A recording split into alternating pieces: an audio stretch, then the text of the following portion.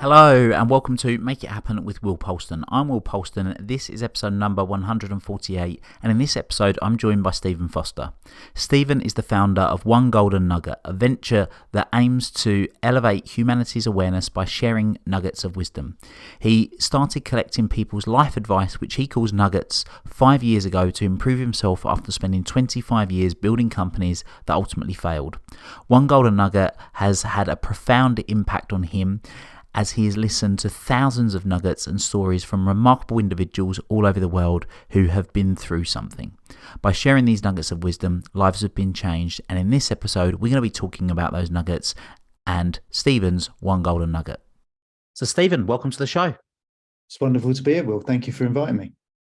So, a nugget of wisdom is something that you have kind of focused your efforts on, and you really have got quite the mission, as we've just heard. I mean, a journey to raise the consciousness of humanity by sharing these nuggets of wisdom.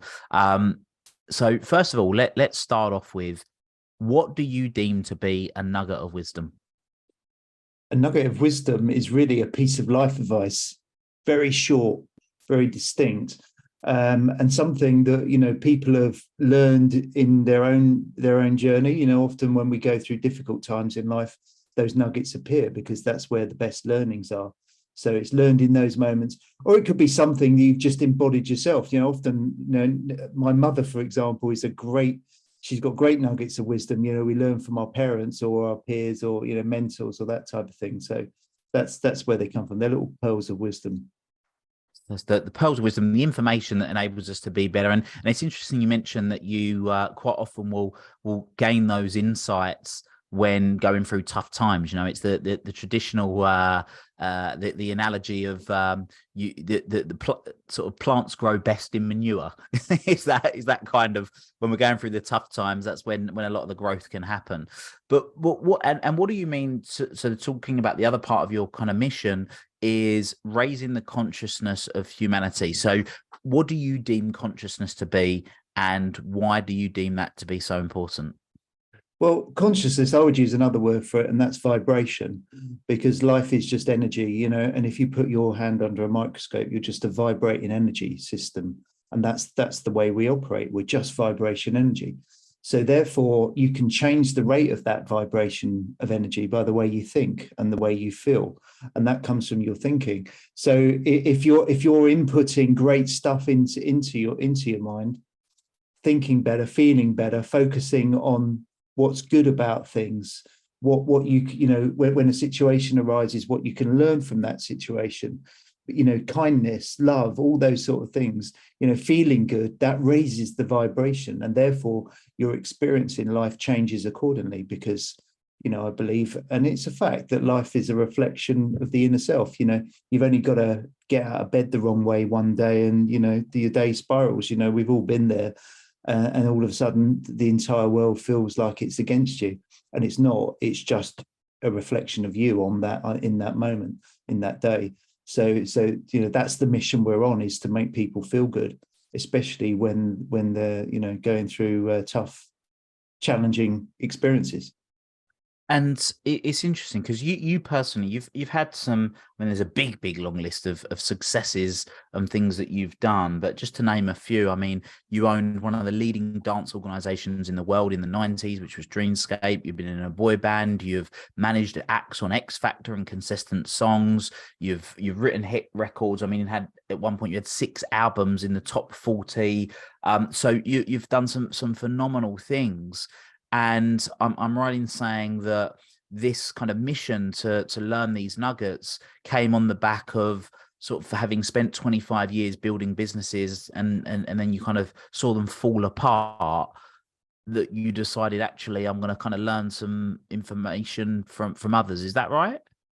Yeah, absolutely. It was 28 years of trying to build something and then failing, and the reason was that I wasn't good enough. There was elements of my personality that were missing, and oftentimes I was in too much of a rush, in too much of a hurry. I must get it done now. I must be this success now to prove to other people how successful I am. And the trouble is, when you rush, you tend to fall over. So, you know, I would, and this is really interesting. When I first started my entrepreneurial career at 19, I had a belief, and beliefs are so important, that to become successful, I had to risk big. I had to keep risking big all the time. So I spent my entire life risking big. And it was only, you know, one day that I read something, or actually it was Brian Tracy, the author Brian Tracy in America. And he said that entrepreneurs are risk averse. They don't go around risking their entire life on the throw of a dice, but I had done. So the trouble is, you may well win 5 or 6 times and you throw the right data, but then you're going to fall, you know, it's guaranteed that you lose it. So, you know, and I didn't look after the finances properly. I didn't create the foundations of the businesses. I was just too busy creating. And then because I had an ego, I thought I could do everything. So, and I missed certain parts that I shouldn't be doing. So, you know, in retrospect, I can look back now and say, actually, you know, these are the areas, because, you know, I'm a different person now after speaking to thousands of people about their nugget, which is so, but that's my journey, you know, that's fun. That's cool. So there's a couple of things that you mentioned there. So the first thing you opened with was I wasn't good enough. Now there's a difference between, and it was interesting. I heard someone say the other day, it was Todd Herman, right? And Todd Herman shared something, and he said about imposter syndrome, and how imposter syndrome is just absolute rubbish, and there's no such thing. And he gave an example of 2 extremes, and he said, there's the people that have imposter syndrome because they're starting out and they're not good enough, right? But they're genuinely not good enough, but they think that they are. And that's called being a beginner. And he said the other end of the spectrum, which is people that are good enough, but think they aren't. And that's not called imposter syndrome. That's just lacking confidence. So are you saying that for you, it was that you genuinely weren't good enough? So for example, with the finances, you hadn't learned the skill to be able to manage finances appropriately, or you hadn't learned the skill of risk mitigation? Or was it a case of that you were equipped, but you felt that you weren't, or you believed that you wasn't, so therefore you didn't apply yourself appropriately? The error was I wasn't skilled to recognize that I didn't have that skill, and therefore I should have brought in somebody that was skilled at it. But I thought you do everything. Yeah, that was my thing. I thought you just do everything. So I wasn't skilled at doing finances, and that's fine. You don't have to be skilled at doing finances, but find somebody who does. Now I have phenomenal accountants that look after every aspect of my business. It's beautifully run. But back in the day, I just thought, I forget that. I don't need to worry about that. That doesn't, you know, that's not for me. I'm too busy making money. You know, it's a big error. I mean, it's not a big error. It's absolutely critical to creating a business, is to look after all those small details. And I just never bothered, because I just thought, well, it's fine. You know, I don't need to worry about that. What a fool. Yeah. So, but you know, I was young, you know, and when a lot of money comes when you're young, it's very difficult. You know, you see, you know, when I was involved in X Factor, you see it all the time. You know, those kids go on the show and they think that they've got something very special. Well, maybe, but the truth is, you probably just got a bit lucky, and there's lots of people that can sing just as well as you, and you're not God's gift. But that's the trouble. When success comes young, it's you've never experienced it before. So it's difficult, you know? Yeah. Not like It's interesting you said about the when you've had a few successes as well, is that actually, I mean, I've had relative success, but I've also had it completely fall apart as well. And I think what's really interesting is that when you have a few wins early on, it's very easy to get overconfident and think you've got the Midas touch and keep going and going and going. But if you don't have those foundations in place, then things are going to fall apart. The other thing that you said, so obviously a few years back, like you said, after 28 years of being in business, you started to learn these nuggets of wisdom. You've now interviewed literally thousands of people on their one nugget and getting their one nugget, and obviously it started off as a bit of a personal mission to kind of improve yourself, but now you've used that as a force for good and used it to help hundreds, thousands of other people to benefit from those nuggets. And obviously there's thousands of pieces of information that you've got. What would you say that what would you say 3 standout nuggets have been that you've gained from all of those thousands of interviews? Yeah, good question. I interviewed the head of Universal Music, a guy called Olivia Robert Murphy, and his nugget was let it go. Simple as that, just let it go. Because and if you think about it, it's such a powerful idea. Because if you start carrying around that baggage, oh, they said this, they did that, oh, that was not fair, all of that jazz. You're the only person that's carrying it. It weighs you down. So forget that. Let it all go. Whatever it is, let it go. And that was incredibly powerful. The second nugget that I had was, and this resonated with me, and that was slow is smooth and smooth is fast. So I was always in such a rush, right? But slow is smooth and smooth is fast. So it's the hare and the tortoise, really, isn't it? It's that the slowness, but you just glide along, and then all of a sudden you're moving at great speed because smoothness. So that was incredibly powerful, because we all want to get to some destination that we think, we want to go somewhere, right? We want to achieve something, but to get to that point, it's just slow and smooth, and then you arrive there just naturally. Beautiful. And then the last nugget of wisdom I had, and I've written it down here, that really in life, happiness is the goal. Of course, we all know, right? When you buy a car, because you don't buy the car, you buy the car because you want to feel good, or you want everything we do in life is we want to feel good, and that's about feeling happy. And the goal is, if you want to be happy, is that kindness is the route that takes you there. So being kind to everybody, to everything, is the goal that gets you to happiness, not money, not success, nothing. And so that was a big awakening for me, because I always believed, especially in my dance music days, that the money would make me happy. Of course it doesn't, but you don't know that at 27. You think, I've got a Porsche or whatever and a great house, this is I'm going to be so happy. And we as you get older, you understand that's just absolute nonsense. So being kind to people is what delivers happiness, and that's nothing to do with success, money, status, anything. I just found that incredibly insightful, and it changed me forever. So there's a shift there. It's like, if you want to feel good, go and be kind to people. Wow. I'm going to add to that, if I may, because my definition, well, it's actually not my definition. It's a guy called Mo Gordat, a friend of mine who's an incredible individual who wrote a book called Solve for Happy. I don't know if you've heard of it, but incredible book. And his equation for happiness is happiness is equal to or greater than your expectations. And what you said about kindness is, I think so many people, when they hear about being kind, they instantly think about being kind to others. That's what comes up, is straight away they think about being kind to others. But in my experience, that happiness, happiness is equal to or greater than expectation. So let's just use business as an example. That's something you mentioned, is that, and you said about patience of rushing. So if you've got an expectation of something happening and it hasn't happened yet, then we become unhappy because our expectation isn't met.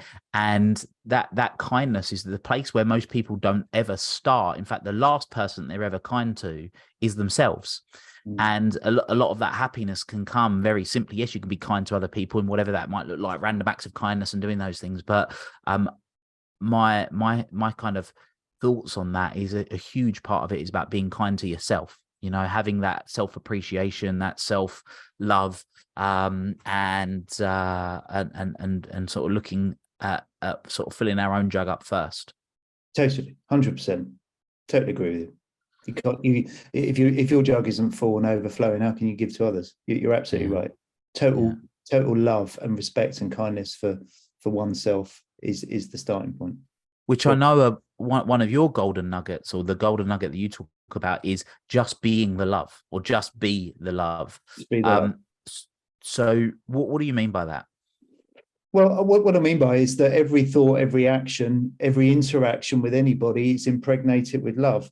And I must say, I have times when I'm not just the love, because I'm human. But I try and spend my days, So if a problem occurs in your life, it's impregnated with love.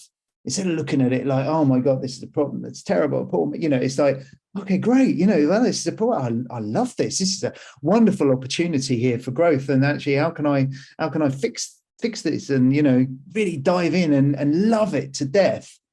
In terms of a problem, or you're dealing with customers, and you're delivering for them. It's love the process, love them, love, it's not an airy fairy way of living. It's just a real sense of like, I love this, because, love is the most powerful emotion. It's the highest form of vibration there is, into talking about energy, love is, as the Beatles say, all you need is love, right? They knew what they were talking about. The Beatles, they were sending a message to the planet, in my opinion. They were, their songs are very esoterical in their nature, McCartney and Lennon, they knew what they were talking about. So, just being the love in terms of every interaction with everybody and feeling that love,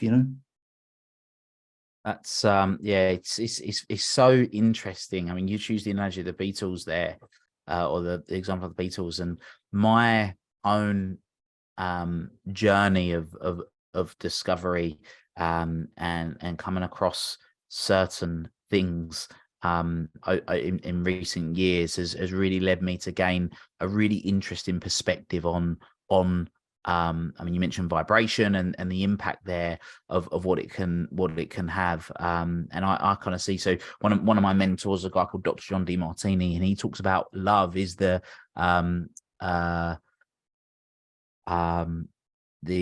synthesis and synchronicity of complementary opposites. So, for example, when you've got something being a problem, well, the opposite of that is the solution.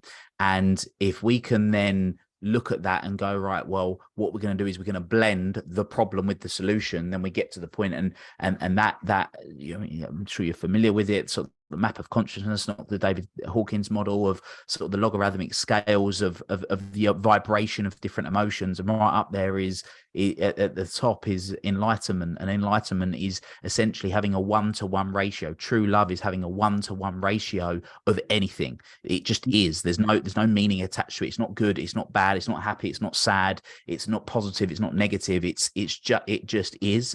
And that's where that highest vibration comes, and that's where that no judgment can come from. And it's extremely powerful, because when we get into that state, and I'm going to do a separate podcast on it, but the even how light is created, it's to do with having opposites. And when we can see those different opposites at any given moment, we create light, we can be the light, and it becomes extremely powerful. So yeah, very interesting indeed. In terms of one of the questions I was going to ask you, but I completely forgot to ask when I pulled it up. 6 albums in the top 40. Albums that we would know?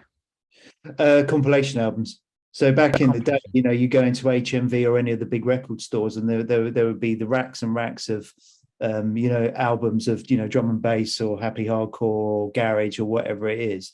So in the UK charts, you have the top 40, which is the main artists, and then you have compilation charts and whatever. So we was always in the compilation charts, but I mean doing big numbers still, right? But yeah, so I had 6 in the top 40 at one point. You used to TV advertise them and take the racking out in the stores, and it was an interesting time. I was having it off. Interesting, very interesting.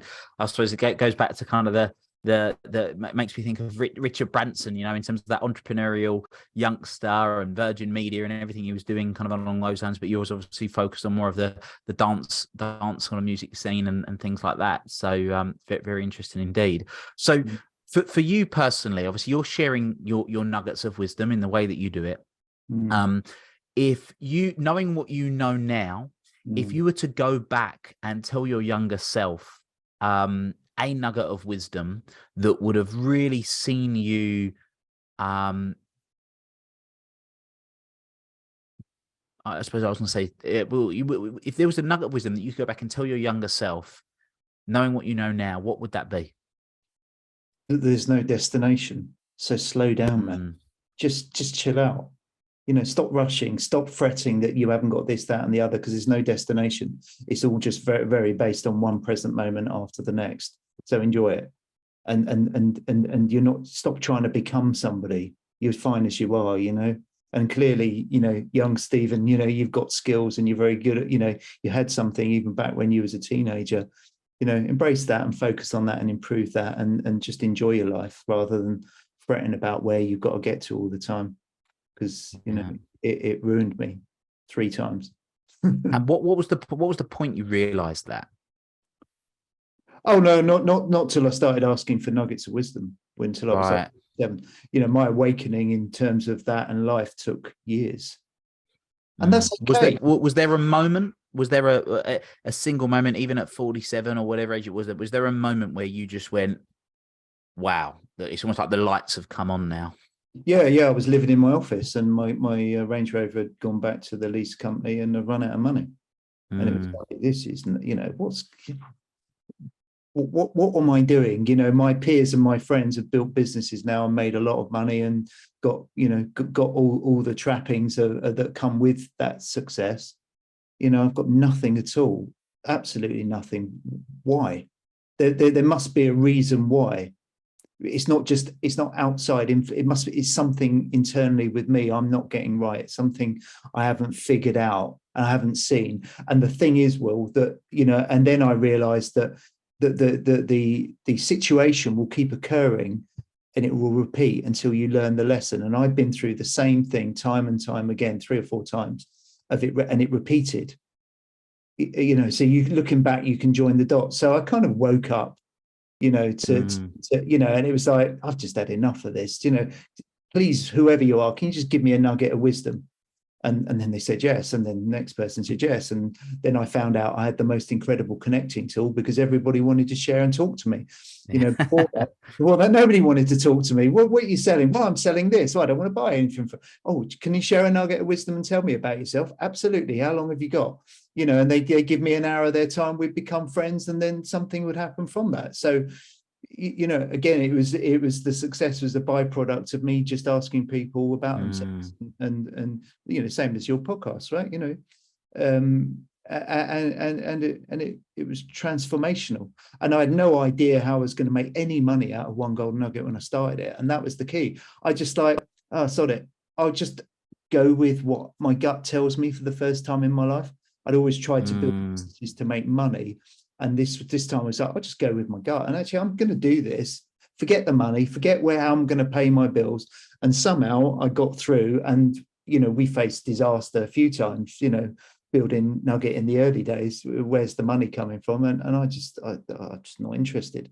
I'm just going to carry on asking for nuggets of wisdom, and then something will turn up, and it always did. And I believe, therefore, that the universe supports you in terms of, if you've got that intention and that dream, the people and the circumstances will arrive as required to keep you in place.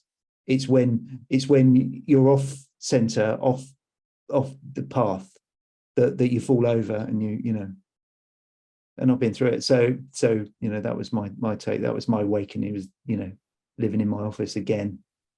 It's not very nice. Which links in with that sort of raising the consciousness of humanity, right? Because there's the fable, isn't there, about the feather, the brick, and the bus. I don't know if you've heard of that, but is that when something's not going right, at first you get tickled with a feather to try and bring you back. Then you get a brick thrown at you, and then you end up getting hit by the bus. Absolutely. And getting hit by the bus is because you've not been listening. And ultimately, the best way that we can ever sort of really know is by checking in and understanding the feather, the brick, and the bus. Yeah, I've never heard that. It's so true. And the thing is, life hit me with the bus 3 times, and I just got up again. I mean, all credit to me for being able to get off the floor, rip myself off the floor and go again and start something else. But then the bus would come along. It really hurts. Amazing. Well, it's so good that you have been able to realign and channel your efforts into various different things now. Thank you so much for joining me. So if people are intrigued and they want to know about these nuggets of all these hundreds of interviews, thousands of interviews that you've done with people, where could people find out about them? OneGoldenNugget.com. Simple as that. So guys, head to onegoldennugget.com. And if people want to connect with you, they want to find out more, how can people connect with you, find out more, connect yeah. Best place is LinkedIn, really. You know that, and actually, I must give all credit to LinkedIn because that's how we built our business. It's a phenomenal place if you've got the right thing. If you're trying to flog stuff to people, then forget it. But for connecting on a very emotional basis, that's we've used LinkedIn, and that's how I built pretty much the entire business. So yeah, I'm big on LinkedIn. Just look for me, Stephen Foster with a V, and I'm on there. And yeah, always happy to have a conversation with people. And the last thing is, Will, everyone's been through something, and everyone's got nuggets of wisdom to share. What's your nugget of wisdom? I wasn't expecting that one. This is my interview today, Stephen. I'm interviewing you on your nugget of wisdom, though. Yeah.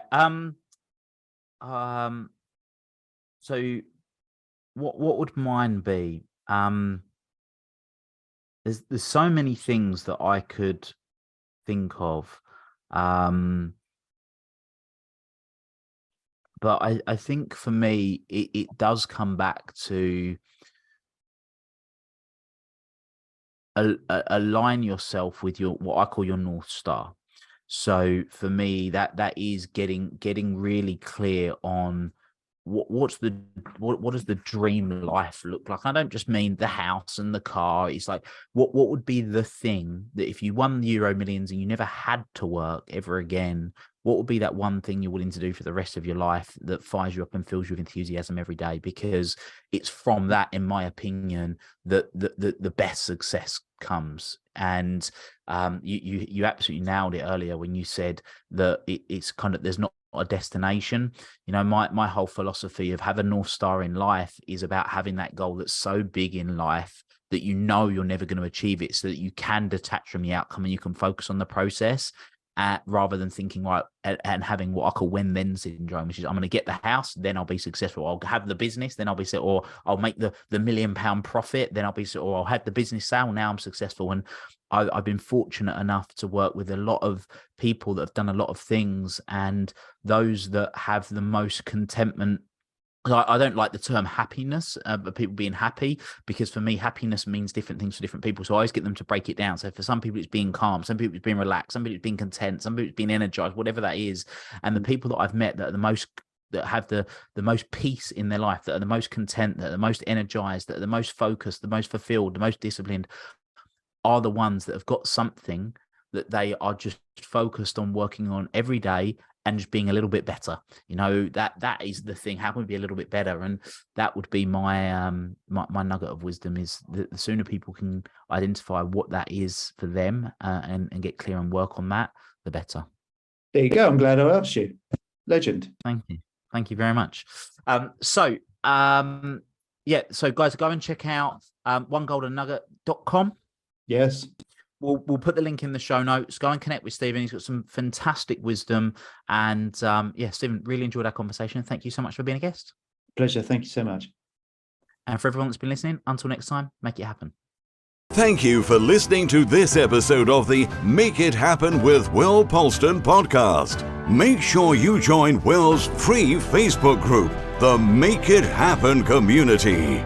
Please support the show by subscribing on iTunes, Spotify, Stitcher, SoundCloud, or Google Play. Share this episode with at least one friend you think would benefit from it, and give Will a 5-star review wherever you download your podcasts. Until next time, make it happen.